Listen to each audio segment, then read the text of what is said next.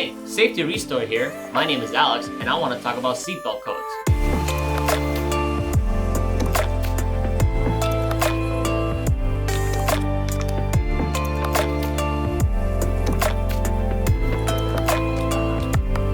Most seatbelt codes do have multiple causes, and this video should help narrow them down for you. Some codes lead to the retractor, the pretensioner, buckle pretensioner. It might be open and short, a poor electrical connection, or a hard code stored in an airbag module.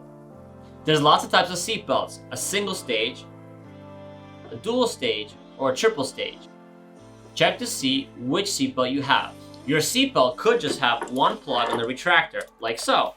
It could also have two plugs on the retractor. In addition to those two, it could have a third plug on the pretensioner. If you don't have a pretensioner, check to see if you have a buckle pretensioner separate from your seatbelt. It would look something like this. The driver's side and the passenger side and the rear seatbelts can all be different. After you find out what kind of seatbelt you have, you want to get a multimeter and check the resistance on the plug or plugs of your seatbelt.